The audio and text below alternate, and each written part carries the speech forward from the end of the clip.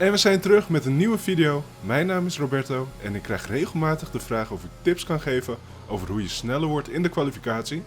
Daarom in deze video 5 tips om sneller te worden in de kwalificatie. Helpen deze tips jou? Geef de video dan een duimpje omhoog. En abonneer als je dit nog niet hebt gedaan voor meer F1 2021 tips. En dan gaan we nu beginnen met de eerste tip. Mijn eerste tip om sneller te worden in de kwalificatie is om je snelheid over 1 ronde goed te oefenen in time trial met de setup waarmee je ook de race gaat rijden. Wil je tijdens de kwalificatie over 1 ronde rijden op je limiet, dan is het ook belangrijk om te weten waar jouw limiet ligt, maar ook de limiet van de setup waarmee je de race gaat rijden. En dit kan je volgens mij enkel doen door te oefenen in time trial. Voor mij is dit de beste manier om de limiet op te gaan zoeken. Weet precies waar je moet gaan remmen, hoe hard je moet remmen en hoe snel je weer op je gas kan gaan. Zodra je het gevoel hebt dat je op jouw limiet kan rijden in time trial, dan kan je dit gaan vertalen naar Grand Prix mode. Stel in Grand Prix mode dezelfde kwalificatie in als voor de race waarvoor je oefent. Dus heb jij een kwalificatie met Q1, Q2 en Q3, oefen dit dan ook van tevoren. Heb je een 15 minuten kwalificatie, dan oefen je dit van tevoren. Op deze manier kun je zekerheid inbouwen voor tijdens je officiële kwalificatie. Denk hierbij aan op welke banden ga je naar buiten, wanneer ga je naar buiten, hoe rijd ik mijn outlap. En door deze consistentie in te bouwen, krijg je meer vertrouwen om uiteindelijk te vlammen tijdens je echte kwalificatie. Tip 2 is om goed te kijken naar de setup. In de vorige tip heb ik het al even benoemd om de kwalificatie te oefenen met de setup waarmee je de race gaat rijden. En waarom is dit zo belangrijk? Stel in time trial rij je met 18 vleugel setup, maar in de race heb je voor 6-8 vleugels gekozen.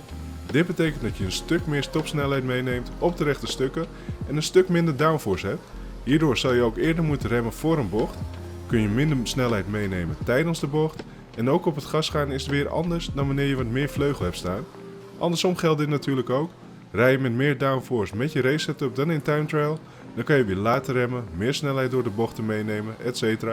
En daarom is het zo belangrijk om goed te oefenen met de setup waarmee je ook de race gaat rijden.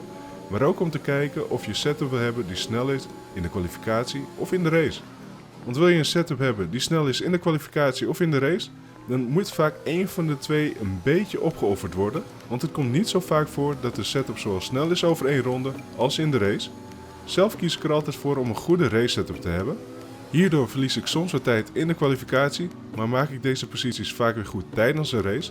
Dit vind ik zelf ook veel belangrijker, omdat tijdens de race pas de punten worden uitgedeeld. Tip nummer 3 is om een solide bankerlap neer te zetten tijdens de kwalificatie. Wat is een bankerlap? Een bankerlap is je eerste ronde in de kwalificatie waarbij je niet op de limiet rijdt, maar een mooie, nette en solide tijd neerzet. Probeer deze binnen zo'n 3 tot 5 te houden van de tijd die je uiteindelijk als snelste tijd wil gaan rijden. Is jouw doel bijvoorbeeld om een 16.4 te rijden, dan probeer je de bankerlap in een 16.7 te rijden. Dit doe je door net iets eerder te remmen of net wat voorzichtiger op je gas te gaan. Op deze manier heb je al een vrij goede tijd staan en kun je de volgende rondes meer risico gaan nemen. En dat is gelijk tip nummer 4, durf risico te nemen nadat je een solide bankerlap hebt neergezet. In de leagues waarin ik race hebben we een 15 minuten quali. Dit betekent over het algemeen dat je 3 pogingen kan neerzetten in de kwalificatie. Mijn eerste ronde is dus een bankerlap. Zodra ik deze heb staan, heb ik nog 2 pogingen om mijn ronde te verbeteren en op de limiet te rijden en meer risico's te nemen, net zoals dat ik in time trial zou doen. Probeer dan zo laat mogelijk te remmen, ga zo vroeg mogelijk op je gas en snijd de bochten zoveel mogelijk af zoals is toegestaan binnen de track limits. Neem alle risico zoals je ook hebt geoefend in time trial en Grand Prix mode. En dan mijn laatste tip, tip nummer 5, push niet te hard.